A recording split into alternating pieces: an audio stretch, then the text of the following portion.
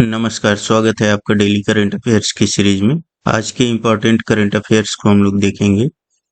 Video को आप लोग लाइक, शेयर और चैनल को सब्सक्राइब कर लें। आज का सेशन स्टार्ट करते हैं। पहला करंट अफेयर है चाड के नए राष्ट्रपति।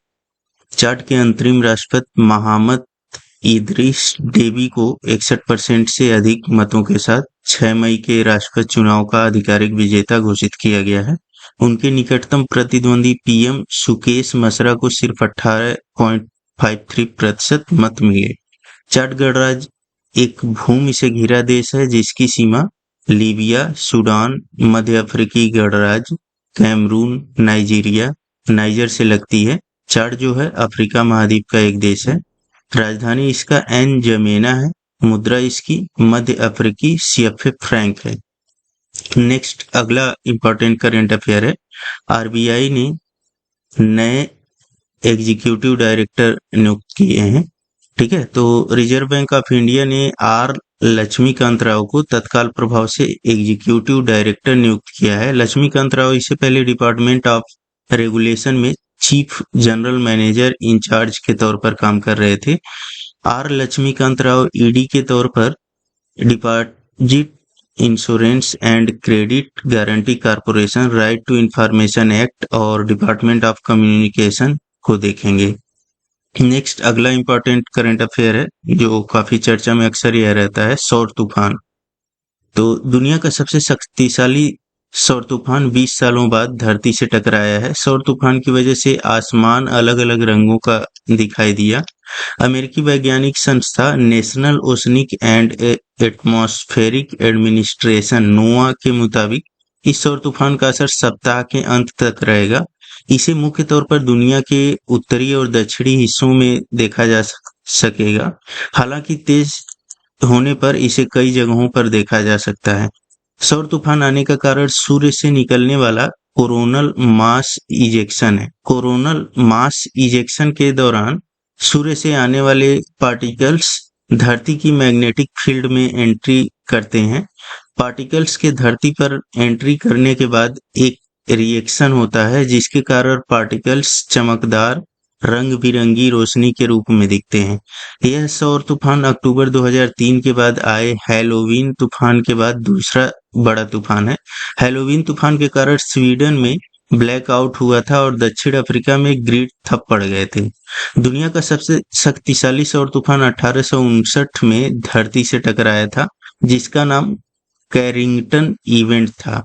नेक्स्ट अगला इंपॉर्टेंट करंट अफेयर है फिलिस्तीन यूएन में सदस्य बनने के लिए क्वालिफाई हुआ। यूनाइटेड नेशन यूएन में फिलिस्तीन ने सदस्य बनने के लिए क्वालिफाई कर लिया है। ये प्रस्ताव अरब देशों की मांग पर लाया गया था। भारत ने फिलिस्तीन के पक्ष में वोट दिया है।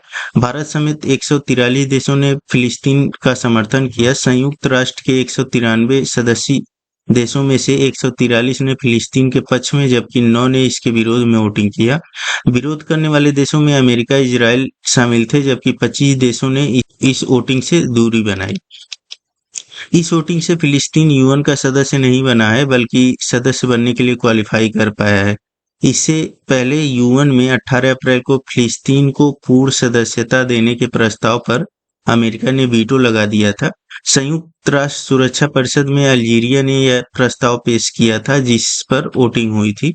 अमेरिका के वीटो के बाद फिलिस्तीन यूएन का परमानेंट मेंबर नहीं बन सका। यूएन में क्वालिफाई करने के बाद फिलिस्तीन संयुक्त राष्ट्र सुरक्षा परिषद में शामिल हो सकता है। यूएन में पूर्ण सदस्यता हासिल करने के लिए फिलिस्तीन की यह दूसरी कोशिश थी। इससे पहले 2011 में भी फिलिस्तीन को मेंबरशिप देने को लेकर यूएनएससी में वोटिंग हुई थी। उस समय भी अमेरिका ने वीटो लगा दिया था। नेक्स्ट अगला इंपॉर्टेंट करंट अफेयर है इसरो ने 3D प्रिंटेड रॉकेट इंजन का सफल परीक्षण किया। Indian Space Research Organisation ISRO ने PS-4 रॉकेट इंजन का सफल परीक्षण किया है। यह engine polar satellite launch vehicle PSLV का अहम हिस्सा है जिसका इस्तेमाल सैटेलाइट को अंतरिक्ष में भेजने के लिए किया जाता है। इसरो ने इसे 3D प्रिंटिंग का इस्तेमाल कर एक टुकड़े में बनाया है। इस नए तरीके से करीब 97% पार्ट्स को बचाया जा सकता है। इसकी मदद से प्रोडक्शन को 60% तक तेज किया जा सकता है। PS-4 इंजन को PSLV रॉकेट के चौथे चरण में इस्तेमाल किया जाता है। इस नई टेक्नोलॉजी की मदद से इंजन पार्ट्स की संख्या 14 से घटकर 1 हो गई है। इससे इंजन में 19 वेल्डिंग जॉइंट्स से भी छुटकारा मिल गया है। 3D प्रिंटिंग इंजन को बिना रॉकेट जॉइंट या बगैर वेल्डिंग से बनाया जाता है। इससे रॉकेट का वजन कम होता है और फ्यूल इफिशियंसी भी बढ़ती है। नेक्स्ट अगला इंपॉर्टेंट करेंट अफेयर है इंडियन कोस्ट गार्ड और हिंडाल्को इंडस्ट्रीज के बीच समझौता। रक्षा मंत्रालय ने इंडियन कोस्ट गार्ड आईजीसी और हिंडाल्को इंडस्ट्रीज के बीच समझौता होने की जानकारी दी। आईजीसी और हिंडाल्को के बीच यह समझौता स्वदेशी समुद्री ग्रेड एल्यूमीनियम के निर्माण और आपूर्ति के लिए किया गया, जिससे शिपयार्ड जहाजों का निर्माण किया जाएगा। इस समझौते से तिमाही मूल्य निर्धारण, सप्लाई प्रायोरिटी और टर्नओवर में छूट जैसे फायदे मिलेंगे। आईसीजी ने तटीय सुरक्षा को बढ़ाने के लिए शिपयार्ड जहाजों को बेड़े में शामिल करने की योजना बनाई है। इसमें स्वदेशी रूप से निर्मित समुद्री ग्रेड एल्यूमीनियम का इस्तेमाल किया जाएगा। आईसीजी अभी उथले पानी में चलने वाले 67 एल्यूमीनियम पतवार वाले जहाजों का संचालन कर रहा है। आईसीजी की स्थापना 18 अगस्त 1978 में हुई थी, जिसका हेडक्वार्टर नई दिल्ली में है। जापान और नागालैंड ने कोहिमा शांति स्मारक और इको पार्क का उद्घाटन किया। यह अगला टॉपिक है।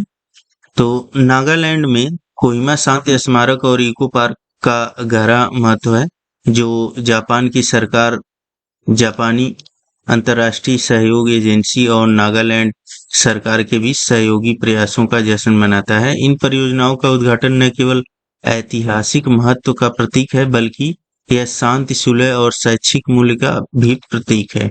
नेक्स्ट अगला इंपॉर्टेंट करेंट अफेयर है शक्ति सैन्य अभ्यास। 7वां संयुक्त सैन्य अभ्यास शक्ति भारतीय सेना और फ्रांसीसी सेना के बीच उमरोई, मेघालय में आयोजित किया गया है। इसका उद्देश्य उप पारंपरिक परिदृश्यों और मल्टी डोमेन संचालन के लिए संयुक्त क्षमता को बढ़ाना है। यह दोनों देशों के सशस्त्र बलों के बीच अंतर संचालनीयता, सौहार्द को बढ़ावा देने पर केंद्रित है। एक्स शक्ति 2021 का 6वां संस्करण फ्रांस के मिलिट्री स्कूल ऑफ ड्रैगून ईगनान में हुआ। यूरोपीय संघ ने महिलाओं के खिलाफ हिंसा से निपटने के लिए पहला कानून अपनाया है।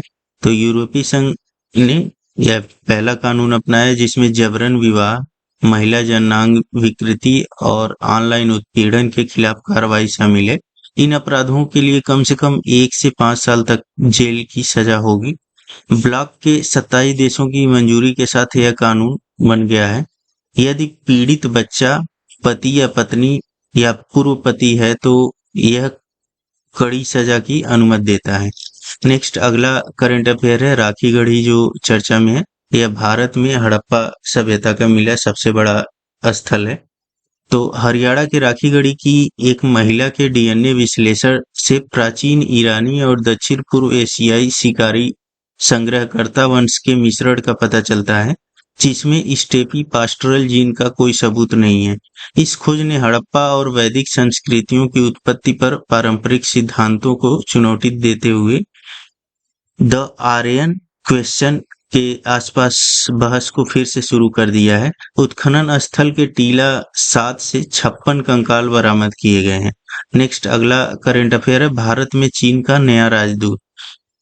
तो चीन के राष्ट्रपति शी जिनपिंग ने वरिष्ठ राजनयिक जू फेईहोंग को भारत में अपना नया राजदूत नियुक्त किया है। चीन की राजधानी बीजिंग मुद्रा रेनमिनबी है। प्रधानमंत्री ली कीयांग है। चीन में भारत के राजदूत कौन है? प्रदीप कुमार रावत है। ठीक है, तो यह कुछ आज का इंपॉर्टेंट करंट अफेयर है। इस वीडियो में इतना ही। वीडियो को आप लोग लाइक, शेयर और चैनल को सब्सक्राइब कर लें। धन्यवाद।